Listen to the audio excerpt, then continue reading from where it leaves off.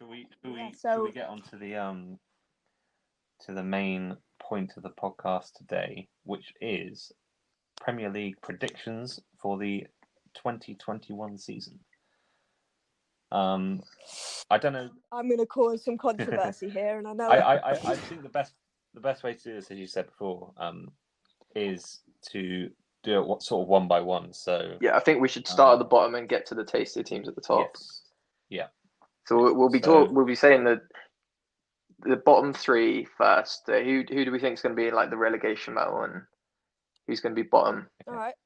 So we're naming our bottom three first. Yeah. Yeah. Who wants to go first?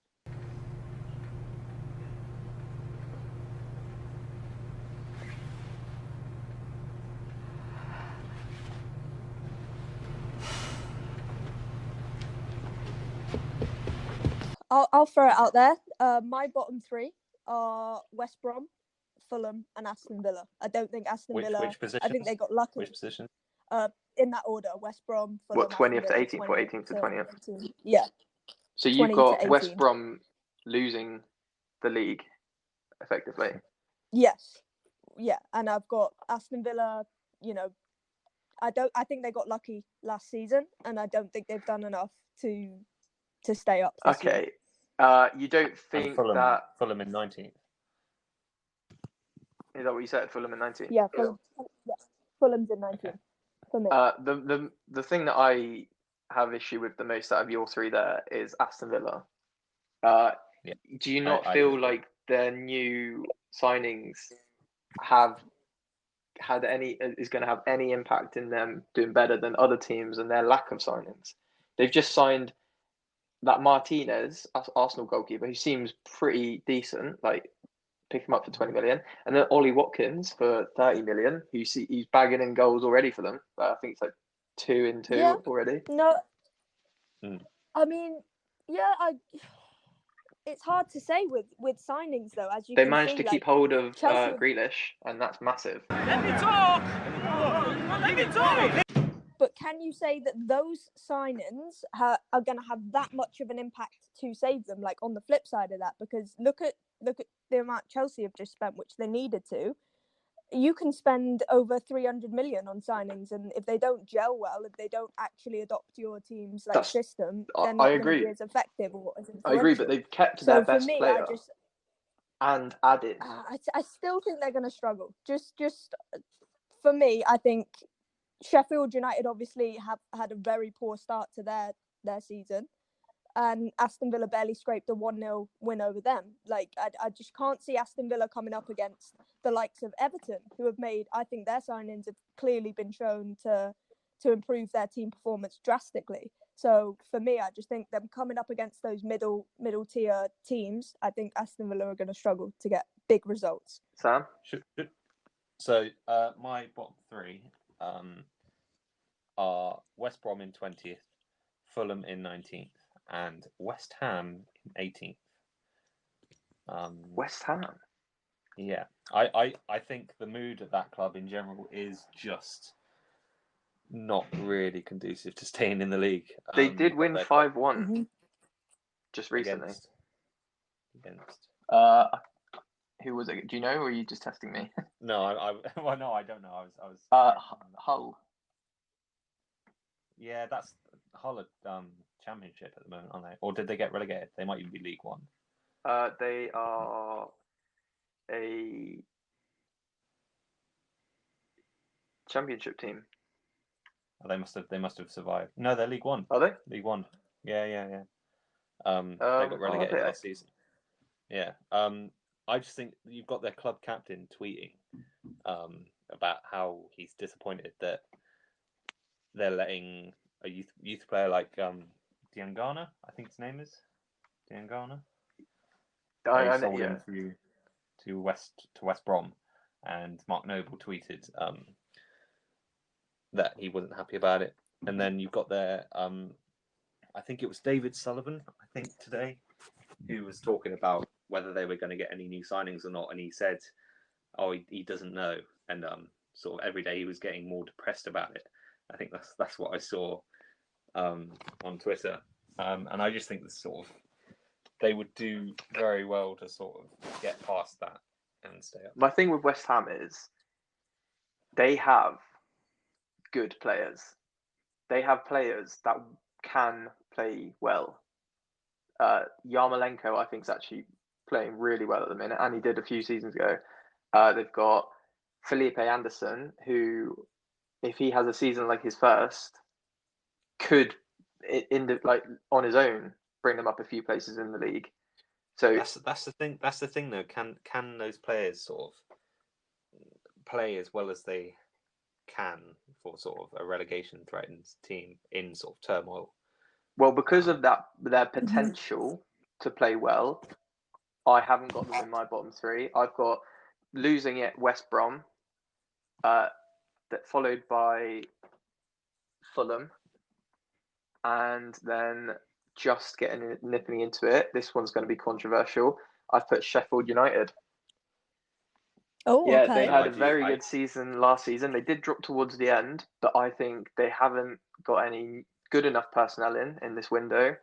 And I actually think that's going to be the dramatic fall of this season, is that Sheffield United, they haven't done enough for me to feel like they deserve to be any higher than the bottom three. Yeah, I actually have them in 17th, so I agree with you that they're going to be down there in a fight. Mm-hmm. Where do you have Sheffield United, Meg? Sheffield United for me 14th. 14th. So I agree in the fact that I think they're going to have a dramatic fall, but I don't think they're going to do too bad. I think it's going to be one of those we don't really care what they do sort of seasons. Not as good as last season, but nothing. Yeah, nothing drastic. I think I agreed with you with your West Ham prediction of relegation, or at least faring quite poorly in this season. I put them at 17th. I've got them at 17th as well. I've got West Ham at 17th. So even though I just did say I said a lot of nice things about them, I don't think they're going to be amazing, but I don't think they're going to get relegated. I think they've just got too much quality for that. So you looking at your predictions and stuff like that, is there any of your predictions that is your your dark horse that you've thrown up quite high, or I actually have I have Brighton breaking the top 10. I have Brighton in 10th place. That is controversial. Brighton's just above West Ham. I mean, they're definitely in the bottom half for me.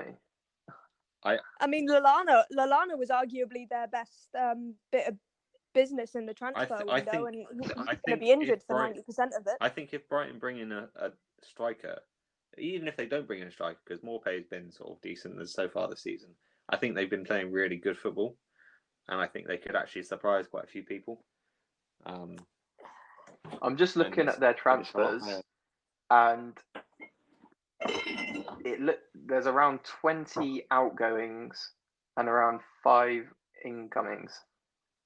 Getting rid of the dead wood, Yeah, but what are you going to replace it with? Twigs? Exactly, and some of these players in the outgoings, Aaron Moy, one of their best players for the last few years. I don't think he was that good. He was good for Huddersfield. Glenn Murray. I don't think he did. I don't think. He's been their only source of goals in some seasons. Not last season though. Not last season. I have them mid-table mediocrity for me. They have a really good. They have Ben White back as well from Leeds, and he was one of probably the best centre back in the Championship last season. And Leeds really wanted to bring him back, but Brighton held firm, and so their defensive line is actually pretty good. I think all they need is a top goal scoring striker, which is why I think Ryan Brewster should go on loan there rather than Palace, because I think he will. Has he gone to Palace? Guaranteed minutes. It's no matter what the Palace chairman says on Twitter, it's strongly rumoured. But why would Palace take him on when they've just got Batshuayi? Exactly. That's what I'm saying. I don't think there's any reason for him to go to Palace other than he wants to move back to London. Do you not think it's a good his whole career just seems like a bit more of a joke every year? But he was even making memes about his FIFA stats a few years ago, saying watch this space, he's going to be 82 shooting or whatever. He had a very good loan spell at Swansea last season. And I do think he would be a good pickup for sort of bottom half of the table clubs, which is why I think he needs game time, and he'll get more of that at Brighton than he would at Palace, because Brighton do need a striker. Even Sheffield United need a striker who can just score goals, and I think if he gets that regular game time, he could do that. But yeah, I think if Brighton manage to fix that, they can surprise people. Well, should we creep on up the table and go? Who do you guys have as sort of dark horses? My dark horse, which isn't necessarily a dark horse because I mean they're always fairly consistent. I have put Everton quite highly. I don't think that's. Yeah. See, I was looking at who could be a potential dark horse, but I actually think Everton have made themselves not a dark horse because they brought in actually good players, and they already have some players that have developed, so they seem like a strong team anyway now. And they've got a good manager, one of the best in the league. Yeah. For me, I think Leeds obviously is the one that everyone's keeping an eye on. I was tempted to put Leeds higher, but I've still got them bottom half. I don't think their first season's going to be great. Like it's not going to be way up there, but I think they're going to be decent and they'll survive comfortably. I don't know. I think based off of their performances, obviously, clearly they're going to have to adjust very quickly to like the Premier League standard. But based off of their performances, I'd put them at 10th. I think they're going to do quite well. I think they're going to take points off of big teams. I think they're going to cause upsets. I've got them at 15th. 15th. I think they're just a better Norwich. But Norwich did quite well. What, 2 seasons ago? Norwich seasons ago, Norwich didn't do too bad. Well, Norwich played attacking football last season, but obviously they didn't have the defensive capabilities to back it up. I think Leeds play similarly, sort of attacking football, maybe not quite the same as Norwich, but they take risks, which is why they conceded. Was it 4-3 in both of their games, or I think they won 4-3 against Fulham. Was it Fulham? Leeds. Their squad Leeds Fulham. Thin as well. Yeah, they beat them 4-3, so they conceded 3 goals in that game, and obviously they conceded 4 goals. But they looked equal to Liverpool at Anfield. I wouldn't say you played better. So did Norwich at the start of last season. Yeah, that's true. That's true. Our 4-1 against Norwich last season didn't really do the game justice because Norwich did play quite well. And then obviously it went all to shit. I remember we had this conversation though. We had this conversation, and Hayes, I remember you saying Norwich like have done that at Liverpool, and like that's not laughable, but like whatever. And I remember saying Norwich looked that good at a big team, obviously, because that's how small teams perform. They want to take as many points off the big teams as possible, and that Norwich would take points off the big teams throughout that season, and they did. Norwich actually they took points off Man United, they took points off Chelsea. At the beginning of the season, they did. Yeah. So obviously they didn't keep that up for the whole season, which I think is what Leeds might fall prey to. The difference between talking about a Norwich team like that and this Leeds is their team seems way ahead. They've got that Calvin Phillips player who's actually made it into the England team now, young as well, and they're working under one of the most highly rated managers. I don't really know that much about him, but I just hear everybody raving about him, and it just seems there's a little bit more fluidity in their team that they're gonna play well together, and they will achieve more. I don't have them getting relegated. I mean, I think the manager's going to be the key factor for them. Like I think they should. If they'd have got Ben White back, I might think they could finish a few places higher. But I think their defensive frailties will come to bite them. Well, I've got them in 11th. I think they're going to have a decent season, but yeah, bottom half, just. Okay. So should we go 17th up to 10th then, or just get a big chunk done? Yeah, cool. 17 up to 10th. Because this is sort of the no man's land of no one gives a shit really where they are. Meg? Go on then. Obviously I said West Ham were going to be just above the relegation zone. I think Brighton is going to be a close battle with them. So it goes West Ham, Brighton, Burnley, Sheffield United, Newcastle and Southampton. Wait, you'll have to say the place, like the positions before, after you said the. Okay, so 17 West Ham, 16th Brighton, 15th Burnley, 14th Sheffield United, 13th Newcastle, 12th Southampton, 11th Crystal Palace, and like I said, I've put Leeds at 10th.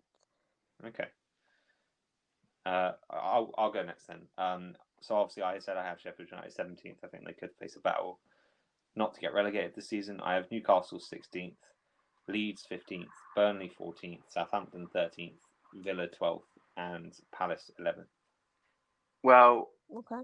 We all have the same teams in the top 9 then, it seems, because mine goes 17th West Ham, 16th Burnley, 15th Aston Villa, 14th Newcastle. I do think Newcastle, I'm not throwing them completely under the bus. I think they might have an all right season, especially with what's his name?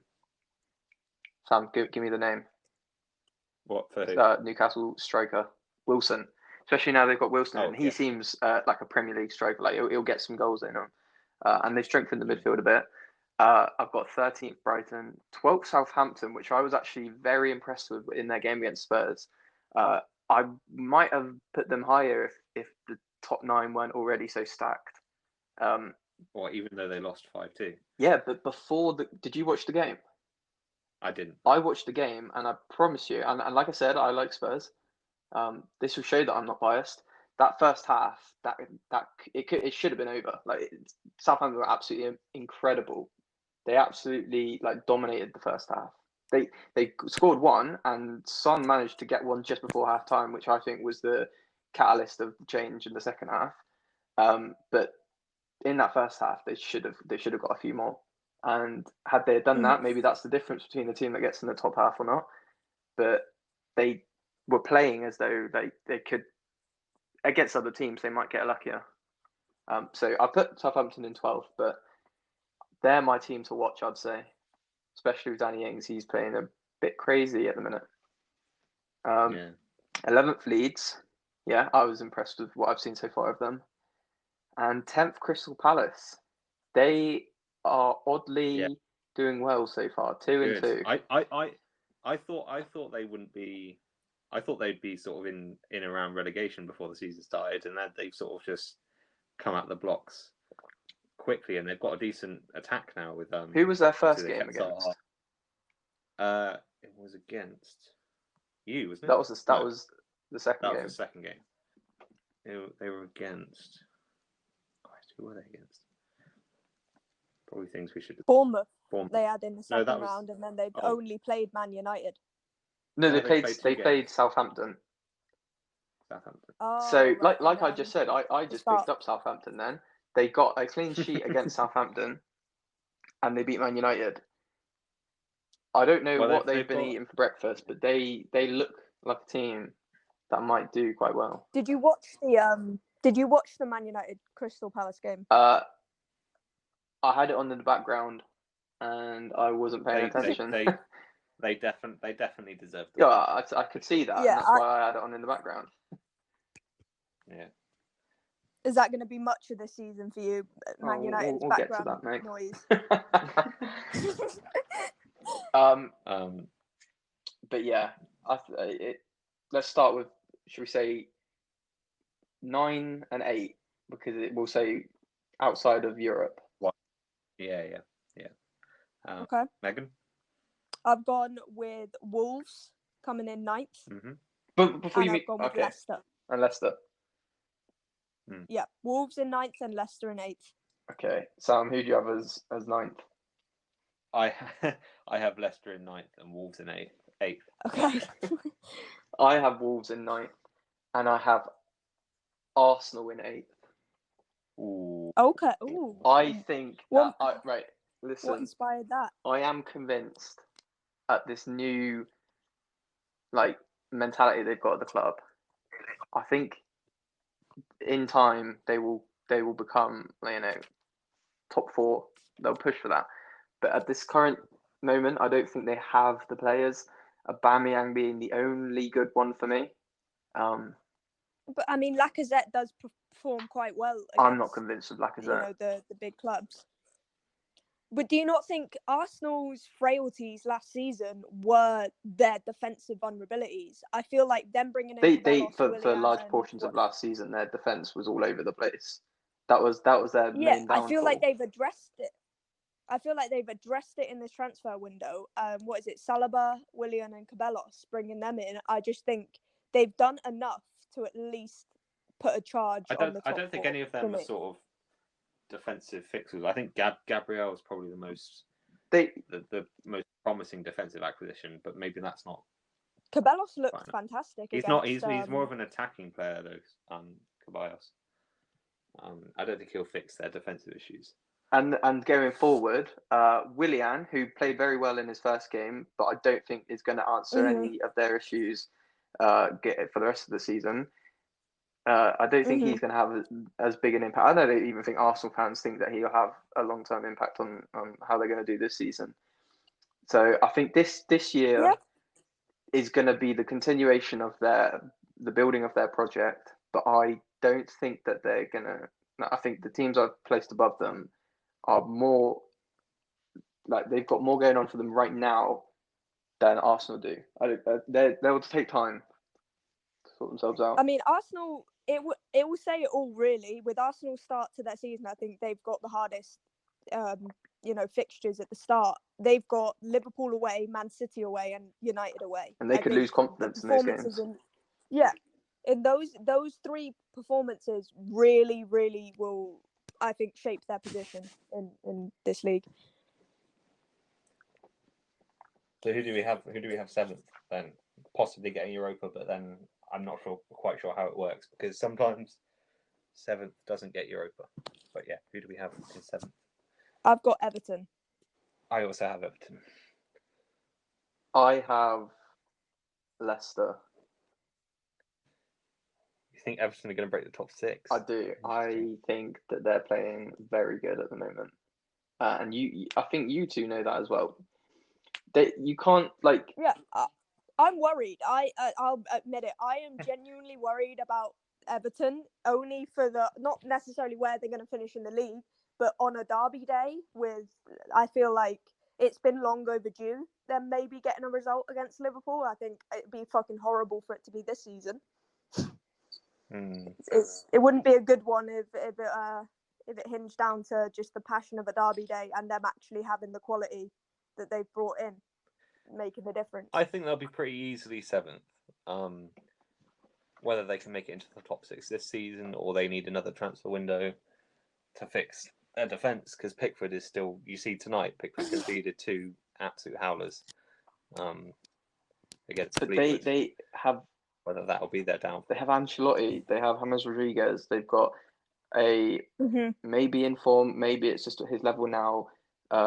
Calvert-Lewin striker like banging them in. It just seems like they're on the rise. And I think this season's going to be the start of them doing very well for the next few years. Whereas with Leicester, for the last couple of years, they've been selling their best players and replacing them well, but now they've lost Ben Chilwell. I don't think they're going to be able to keep doing that. Like you just can't in this league keep selling your best player and then just like replacing them. I think they're going to keep dropping, and I think this year they're going to have. I think they're going to come seventh, which is still all right to be honest, considering the teams that are above them. Yeah. Well, I have them in ninth, so I do agree with you. I think they're probably not going to have quite as good a season this season as they threatened to last season before they slightly bottled it towards the end. But yeah. Now the juicy part. Top six. The top six. Should we say 6 and 5? 6 to 4. Okay, 6 and 5. I've gone Arsenal 6th, and I've gone Man United for 5th. I think they're going to miss out on the Champions League this season. I'm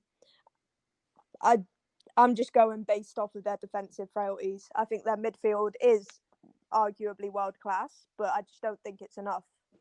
Sam? Yeah, I've gone the same. Arsenal 6th and United 5th.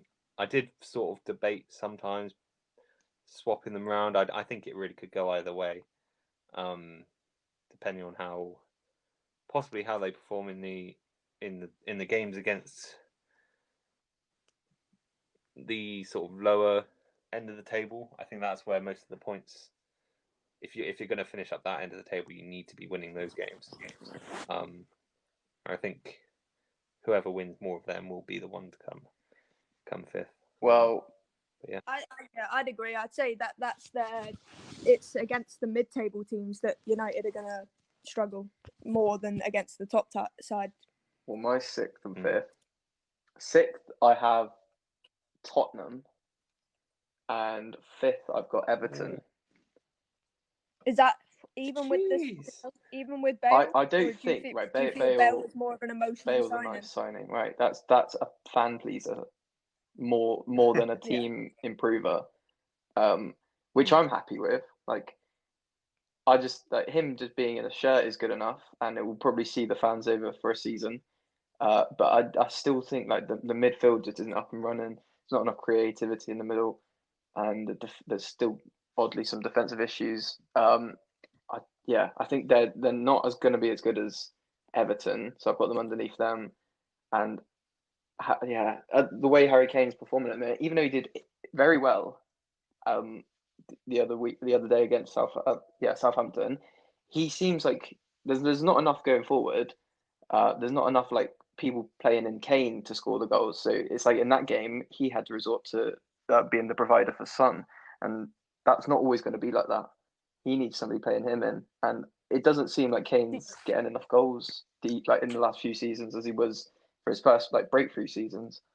But what if he adopts that role? If he becomes more of a playmaking striker, they haven't brought in any strikers at the moment anyway.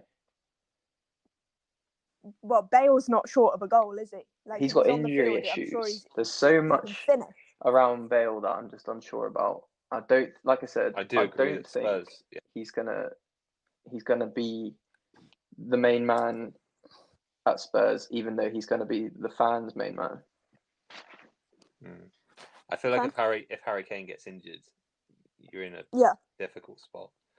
Spurs, I've got Spurs for fourth, and that is purely dependent on keeping the fitness of both Kane and Bale. What I will say though is, I think I wouldn't be too surprised if Tottenham go on a nice cup run this year and win a cup. I think that's very doable. I just think week in, week out in their league performances, I don't think they've got enough to get them any higher than that's what Mourinho does. That's what Mourinho does, is the cups. Yeah. So, yeah, I agree with you. Well, our top four. Should we breach the debate? Yes, fourth. Who do we have? I said Spurs for me. I think they're going to I also have Spurs. I also have Spurs. And I have Man United. Hayes, what about you? Yeah. I think Man United, you can't judge them off that first game. Right, last season, they were very 50-50. They might turn up one week, they went the other week. Then January, bang, they pick up a massive run of form, and they go and pretty much secure the top four in the period of like 2 months. I think that first game against Palace, it was awful. I hated watching that, but I don't think you can judge them off that. They haven't had enough preseason games. Their players, their starting 11 is their only good players. But with Van der Beek, do you not think Van der Beek could make his way into it? And he had literally been in England like a few days. I know you can say the same about Thiago, but he's gotten into a much better team there. He'd played after like literally a few days there. And I don't think it's fair to judge them. I think Man United, the players they do have, which I'd said, like the starting 11 is their best team. I think that team is good enough to get top four again. Here's my big thing with this season, with all the signings coming in, with all the the top teams, the attack of the top teams, some of them are just like they're so good. With Man United's defensive vulnerabilities, which are just clear as day, like how are they going to defend against the likes of Mane? I can't really say Firmino at the moment. They did it last year. They got a 1-1 draw against you, and you. But like I said, it's 50-50. Sometimes they'll turn up. At the minute, it looks as though they're playing very poorly, but I don't think that they're going to play at that level for the rest of the season. I think there will be a time when they start gelling again, and they'll start getting some better performances. And who knows? We're being linked with Tellez in left back, who's an attacking left back. Yeah. There's more time to add to the defense, and the midfield and the forwards I think are good enough. One of the biggest waste of money you've ever spent at So, Man United? who? Do you think Maguire is one of the biggest, waste of transfer activity? No, because he's not bad. He's a Man United player. Yeah, waste is a strong word. Waste is a strong word. He's not a bad player. He's not a bad player, but he doesn't have the partnership that he needs to perform to how he did at Leicester. He's right. He's come into, quote, the biggest team in the world, right? For a massive sum of money. There's so much pressure going into that. Everybody wants to see him do bad because everybody hates Man United. He's constantly got negativity going, like in social medias and that towards him.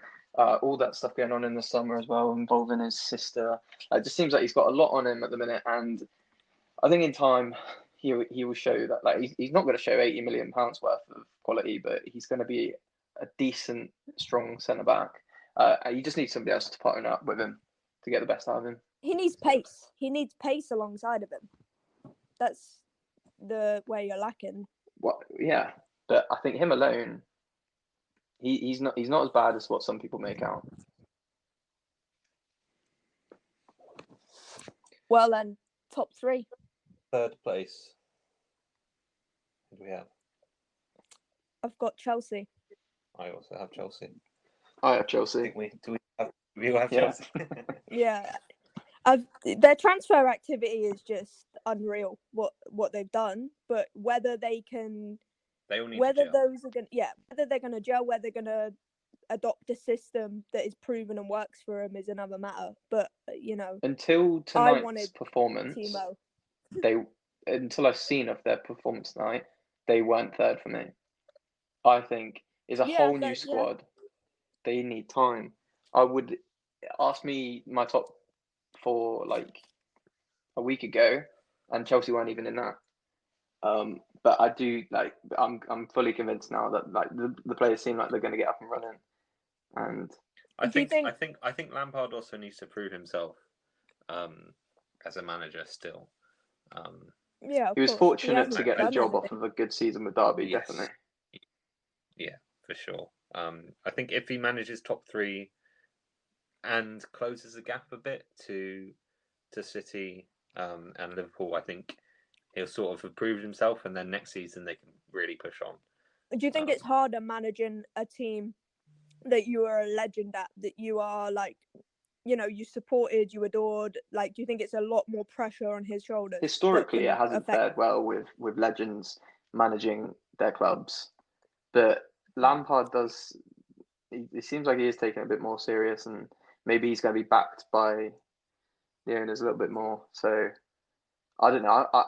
I'm interested to see how his career goes as a manager. Does he strike you as a manager? He's never struck me as a manager, really.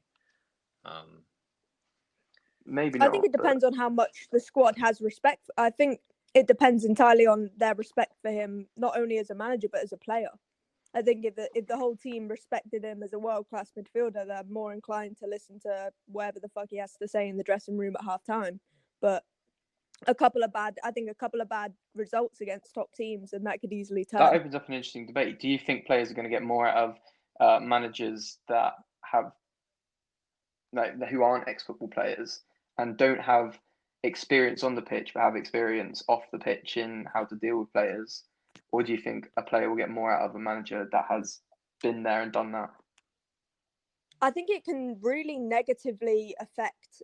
It entirely depends on the person, but ego is such a massive issue. And I feel like when a club is so close to your heart, like you're a club legend for them, and you have an ego with a player, or you have an ego with whatever your opinion is, that can really affect your squad day decisions and your starting 11 lineup. Like, I think it's somebody who hasn't been involved in that is more inclined to just make a more what's the word, like objective decision based off of like full form or something like that. For me, true. All right, top two. Top two. Should we just do we say the second, or should we just Well, say they come hand in hand, don't they? Yeah. Yeah. I mean, let's just say who we think the winner is. The Thiago signing. Yeah, if you asked before the Thiago signing and before like the promise of bringing in Jota and potentially Saad, whether that happens or not, I would have said Man City. I think Liverpool just looked like they had been figured out. Like they adopt the same system game in, game out, and I think teams were figuring them out, and I think it would really negatively impact this season. I think Thiago coming in just adds a whole different dynamic to the attack, to the means of like being able to find those 1-2 touches into the front three through the middle and not necessarily just relying on the fullbacks for assists. I think it dramatically changes our ability to switch up our system in games, and I think Liverpool will defend the title this season. I agree that we'll defend the title, and with most of the things you said, I think the Thiago, as you said before, the two signings we've made recently, I wasn't feeling massively confident going into the season because I just feel like the squad needed, after 2 years of having essentially the same squad, I felt like it needed some sort of refresh, just something to give it a sort of like a kick, and I think Thiago is just perfect for that. And I will say this: I haven't been. This is probably going to bite me in the ass at some point, but I haven't been this confident going into a season that we'll win the league. Obviously, that could be clipped and played back to me many times by you later in the season. I've got it on record. This is going to be my text tone. I don't think, believe me, I'm not saying Liverpool are going to defend this title with the gap. I don't think we're going to run away. I don't think we're going to run away with it. I think it's going down to games, to the last day. I think it's a 2 or 3 pointer difference this game round. Like this season, Thiago isn't even here sort of for his assists. I feel like he doesn't statistically, he's not actually been that great. Yeah, he's not a playmaker by any means. But it gives us, as you say, it gives us something new to sort of threaten teams with. And, he's not a playmaker, but if he can form a really good partnership with the likes of Keita in form, then you have a different story. Then you add a completely different dynamic to the style of play, and I just think it's what we need. I don't think we can rely on Henderson, Wijnaldum, and throwing Milner in there occasionally. That's just the poorest midfield that I can imagine. Jacob? Well, I think yours is the one that's sort of it's the non-Liverpool supporting response. Yes. Yeah. I think, and I was saying this to Meg the other day, I think the way that the squads that Liverpool and Man City have, I think the title is down to whether or not Man City want it or play well enough for it. Because I think if you just look at their squads, Man City have the better squad. I think if they can play like they have done the years before last, they will win it because they have a better team. You could say your forwards might be better at the minute, especially as Man City lost Sane, but the way the depth that Man City have is arguably the best in the world. And do you not think it can negatively impact them though, with the way Pep rotates his squad that much? But the best teams, the teams that win, if you want to win a treble, you have to have that. And that's why there's so much squad depth, because that's what they're aiming to get. They're looking for as many trophies as possible, not just to win the league or get one cup. They need the players to be able to, some to play midweek, some to play on weekends. Then you've got Champions League, whatever. They need that squad depth. And I think with some of their, Nathan Ake, for example, coming in, is going to, or on paper, should fix some of their defensive problems, which they had last season, which is one of the reasons why they lost out on the league. Or played so. Thing is that Ake isn't a striker. Not a striker, Defender. A starter. That's what I meant. We know he's not a striker. He's a left-sided centre back, and essentially is a backup for Laporte. I think that still leaves them, which is why they're still trying to sign another centre back. There's still talk of them getting Koulibaly, and that seems to be picking up more and more by the day. they seem to be struggling with De Laurentiis at Napoli. I don't think he's playing ball. Do you hear that was because of the Jorginho transfer? Oh, really? I think City had sort of agreements for Jorginho's transfer, and then sort of Chelsea swooped in and did. I don't quote me on that because I think that might. No, I see it does sound recognisable now. I think I have heard that. Yeah, so I think then Napoli are making it very difficult. Yeah, well, I do. Regardless of me saying all that, I do think Liverpool are going to win it, but that's only because I don't think Man City are going to play to their strengths as well. And I think Liverpool are just too good in each position, and they're playing really well. They've got what I would say probably is the best manager in the world. And I think this will be the last year you win it, or like at least for like the next season anyway. I think player for player are starting. I think you're right. You're totally right about strengthening depth. I think City's is probably the best in the world. Their bench is always ridiculously strong when everyone's fit. But personally, I think player for player, our starting 11 is stronger than City's. Midfield, which I think midfield City's is better, but sort of. I think on Man his City day, have the best midfielder in the world. Like, yeah, they do. Correct. Of course, correct. Right. But do you not think on his day, when he puts a good performance in, the likes of someone as hardworking as Henderson, he can't match the quality. No, but he can't match the quality. He can't do that. Like, but he can do enough to cause enough problems for somebody who is world class in Man City's midfield, where they can't perform, like they can't play those balls as well. They can't be as influential in that match. So what I'm saying is, Liverpool's midfield is obviously not comparable to Man City's. Well, I don't know about that actually. I think with Thiago. Well, Thiago's the game changer. That's why I think we might defend the title. But what's City's best midfield? Well, yeah, they've lost David Silva, Fernandinho. But it all depends on where they play Bernardo Silva. I don't see him a right wing. They seem to play him there quite a lot. No. For me, I prefer to see him in the mid. They don't seem to play him at centre mid either, do they? Yeah. If you think of Man City's best midfield, it could be probably Fernandinho, De Bruyne, and at this point Bernardo Silva, I guess. It also depends really on the formation they play. This is what I mean when I say Henderson can have an impact on Liverpool's midfield purely because he works so hard. He closes down every ball. He's box to box. Like it makes a difference in the midfield. Quality wise, there's no question. Like I think Thiago adds that quality to Liverpool's midfield, which they've been missing for as long as any of us can remember in Liverpool's midfield since they lost Gerrard. Since they lost Gerrard. So that's we haven't had that midfield. Liverpool's best days were with the likes of Xabi Alonso, Mascherano and Steven Gerrard. Like we haven't had that. Midfield has been our biggest vulnerability. So I feel promising about this season with Thiago. It just depends on how we can incorporate, Fabinho, him, and the likes of Keita into that midfield. I think Keita should get more game time to prove himself and to establish like a run of form.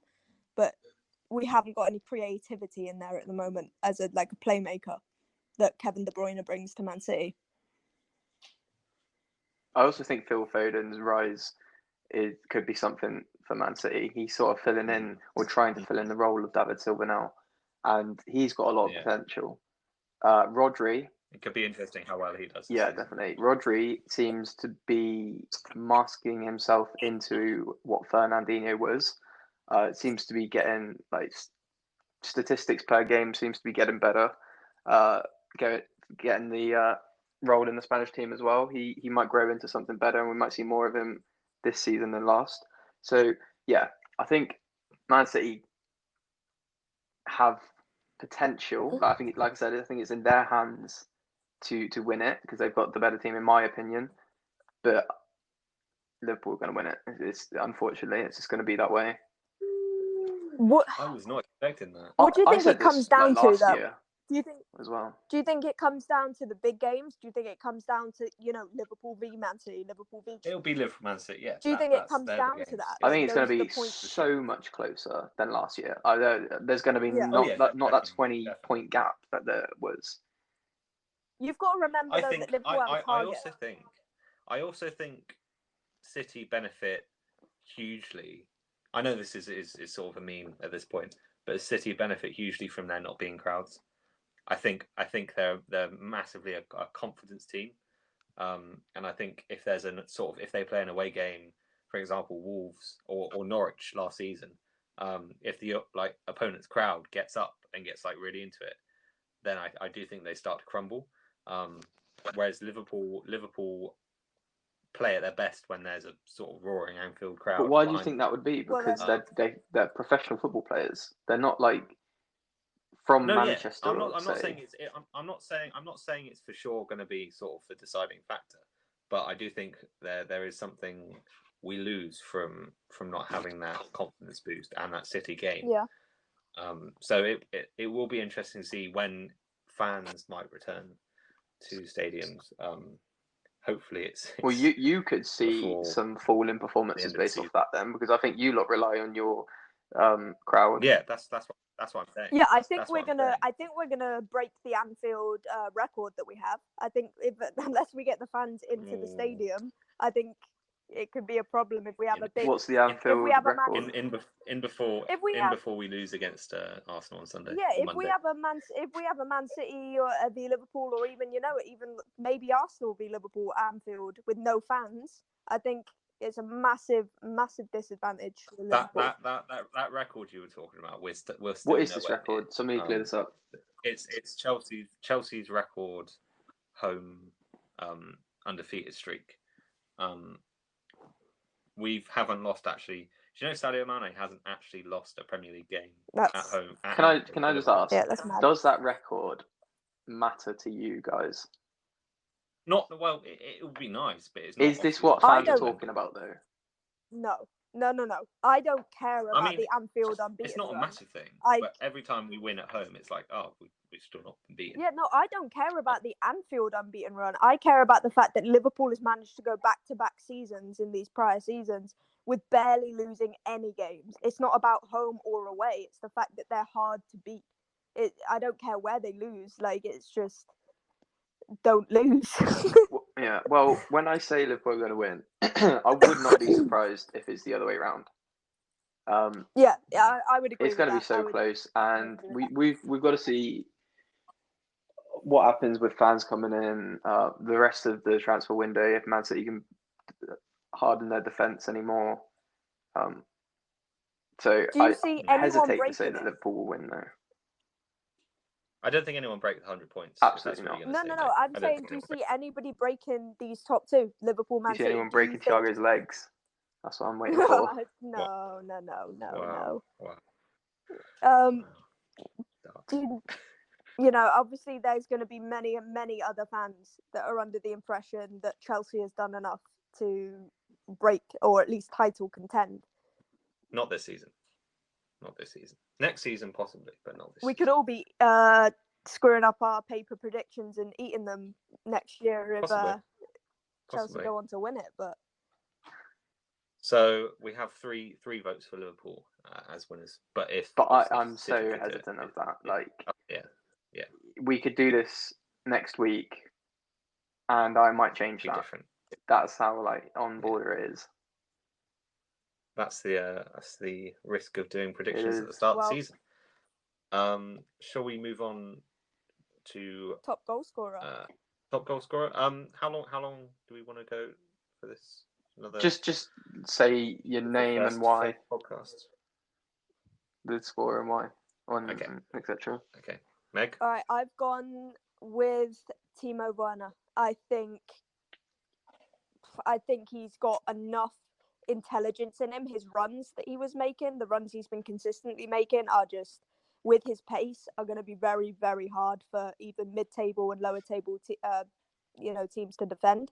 and I think he can bag braces against those teams. I think Timo Werner is going to get the golden. He had a very good year last year in the Bundesliga, and he has had quite a good few last seasons. But do you think that translates into success in the Prem? No, absolutely not. And I mean, he would probably even attest to like the physicality and the difference of it. But like I said, I think it's more of his runs. His runs are very, very intelligent. They're very hard for defenders to pick up, especially if you have more threatening options to either the left or the right of him, which they have brought in. So if you've got those players, defenders have to keep an eye on each and every one of them. Well, we haven't seen so much of him so far, but I know that Sam, you have an opinion on Timo Werner's performance the other week. I don't think he didn't feel threatening, all that threatening. I know a lot of other people think different, but I didn't feel particularly threatened by him during that game. But obviously he could go on. I don't think he will win Golden Boot this season. I think he'll probably reach like 15, 16, 17 goals, which is still decent for a first season. I just don't think he'll get. So who do you think is outscoring him then? I think purely because he'll want to get it back after not winning it last season. I think Salah will be top scorer for the third time. I think he obviously scored. He had probably his best game in a long time for us against Leeds. He was sort of the only one on the pitch for us that night that seemed on top of his game, and that sort of harkened back to 17-18 Salah, who obviously broke the record for goals in the season. I think if he can get back to even close to that form, I think he will win the top scorer award. Hayes. Golden Boots. Well, I slated him earlier for not scoring enough, but I've put him in here in hope that this is his comeback season to being at the top. And now I've put in Harry Kane. I think he obviously is class. He will always score goals, and he's got a point to prove now. He's had his glory days already, it seems, and people are starting to just like take him out of their England teams now. I think he has to do this for himself.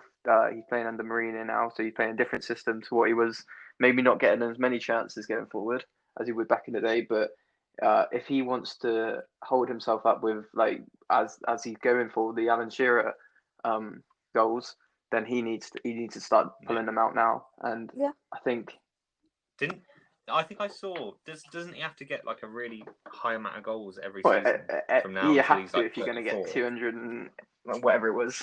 Yeah, until he's like a good age, like 34, 35, if he's gonna break that record, which is insane. Do you think Bale's addition to the team might negatively impact Kane's like goal scoring opportunities? Would you think Bale? I don't think he can negatively affect it because they're both attacking players, and Bale, what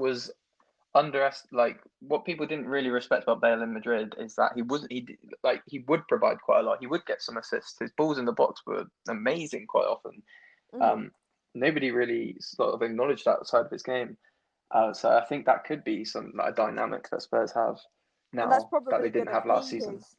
That's probably going to be his role ultimately at his age and like with maybe not having as much match fitness in the past. Well, I'm interested to see being a number 9. I want to see if Bale's playing as a number 9 or if that's just because he couldn't get his 11. Is he going to be on the width? Like, is he going to get any width? Is he going to be on left wing, right wing? Is he going to be in the middle?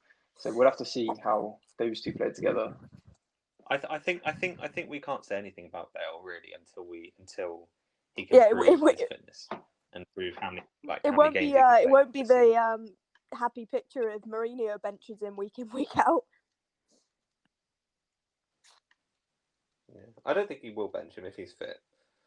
But yeah, being fit and just to say, Harry Kane is 27 and he's on 144 Premier League goals. Yeah, that's. Alan Shearer is at 260. Like over 100 more. So Kane has to score another 115 or so at the age of 27. Well, I mean, that's another 4-25. Kane's probably not going to retire till he's 38 at this point. He'll probably just keep trying to transfer into Premier League teams.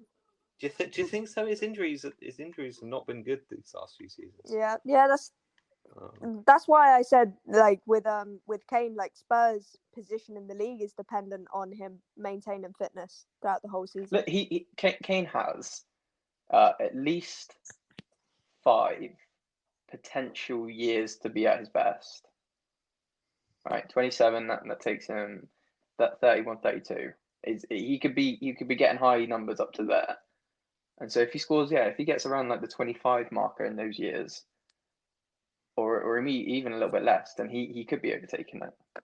And it also depends on like Spurs is how well they play as a team going forward.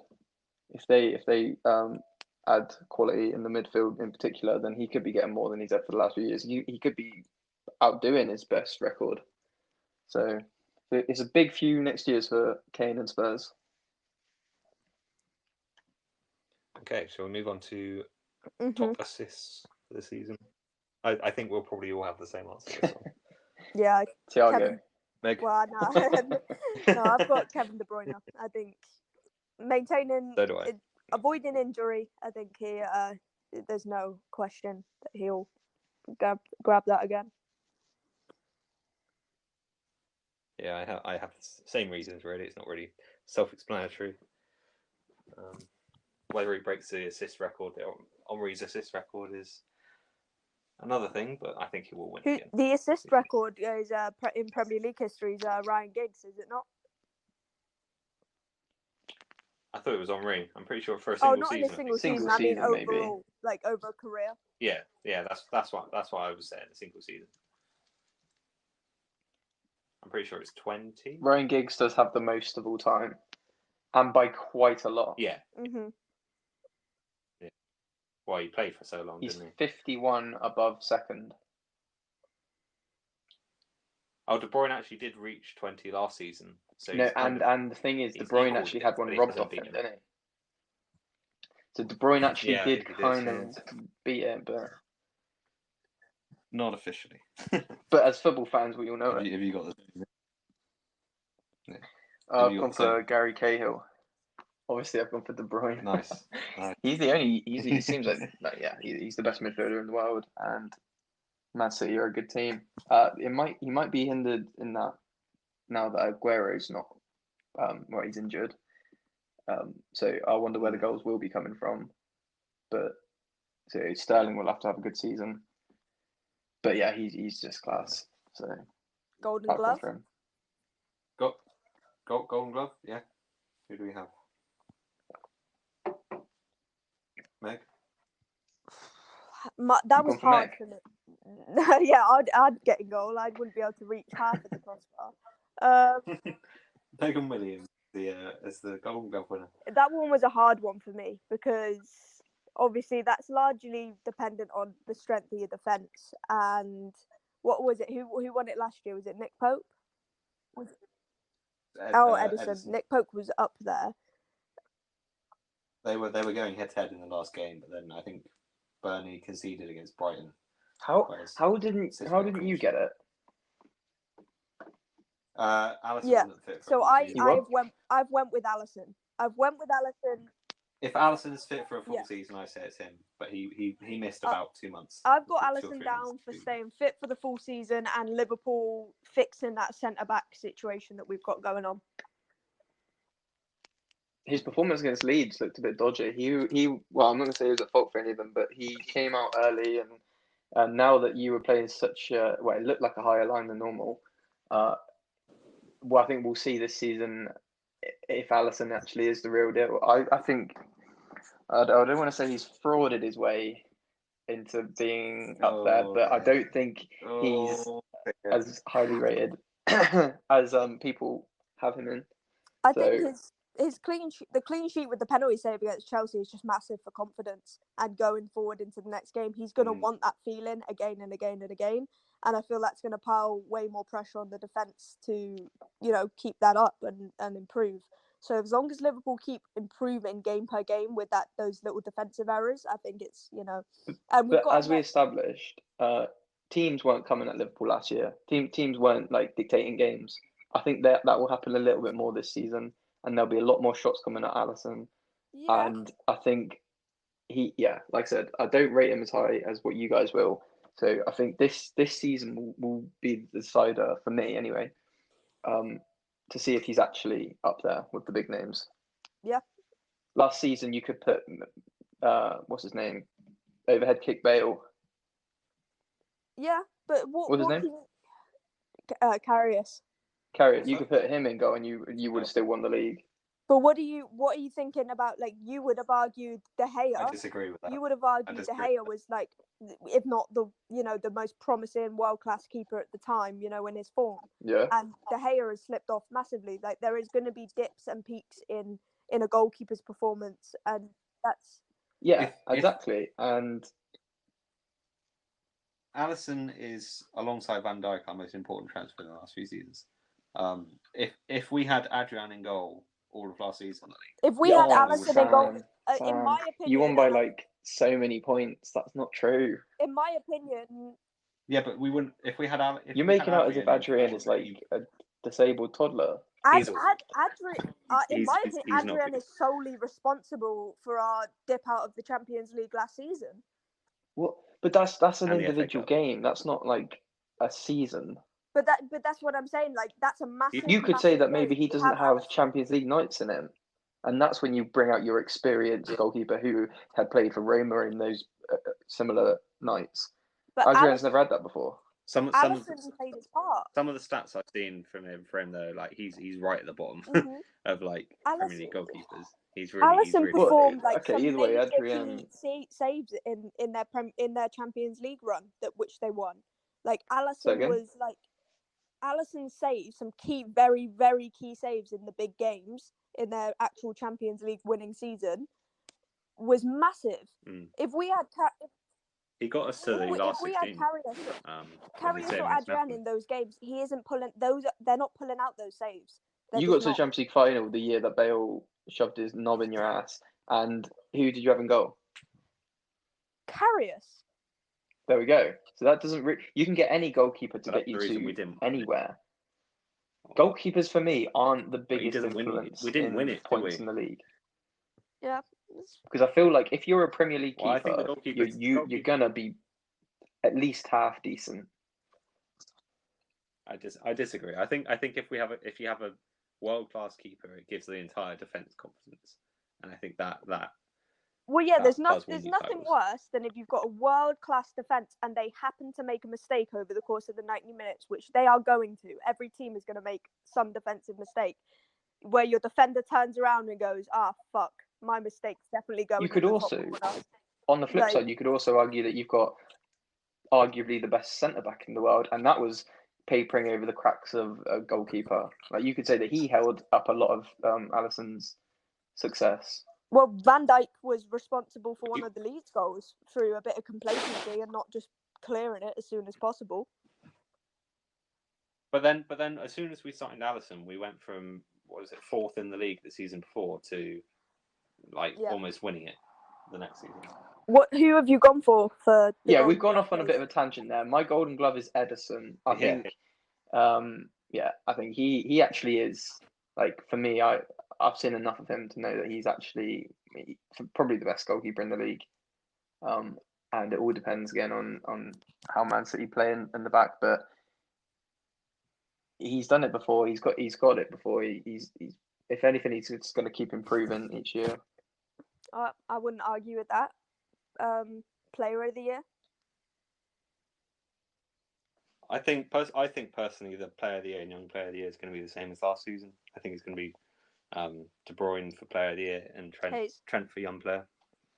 I think Salah for player of the year, and I can't really make a decision up on the young player of the year at the minute because I don't really know who's entitled in that anymore.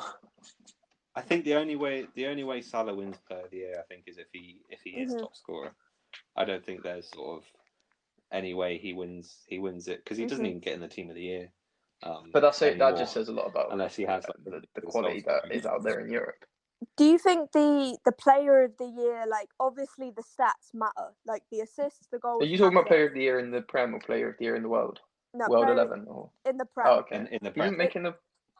The team of the season. I meant in player of the year for the Prem. Like, this is the reason I've got Kevin De Bruyne and Trent. Those are the ones I agree with Sam. But the only reason why I'm throwing Thiago's name out there is because Henderson got Henderson got shouts. Henderson got massive shouts for player of the year in the Premier League. Right, those were the only two that they were considering. And what really did Henderson do in terms of goals or assists? Right? It's because some people think that the player of the year has to be the winner of, like, somebody in the team that wins the league. And because he was captain of the season where Liverpool won their first Prem, and it was like, oh, this is such a monumental moment. They felt like his passion and everything deserved it. But then you've got to also look at stats and everything else and everything that De Bruyne did for a team that didn't win the league. And yeah, the quality outdoes what it means to a player. Well, the reason it why would have I'm been saying nice Thiago for Henderson is to have won it, but the reason Bruyne's why the better player. I think if this is like the story, like the narrative of the season, if you take the narrative of the season and you think Thiago comes in and provides that absolute like masterclass, that piece of class in midfield that helps them retain the title, and it's clearly evident to every other team that he's provided that, I don't think that he isn't a contender for team of the season. It just entirely depends on his performances for me. Yeah, I think if he can provide that for Liverpool, he might not. If anybody listening to this wants to join in this podcast that doesn't support Liverpool, then message, because I can't be having this. Thiago's just joined, and we're talking about him being player of the season. He's not even player of the season in Bayern Munich. So why would he come to the Prem and get it? Because I feel like Liverpool's midfield was so vulnerable. Like there wasn't that like I said, there wasn't that world-class player in that midfield. It's the same way as saying Bruno Fernandes going on to take 15 penalties in a season is going to get player of the year shouts.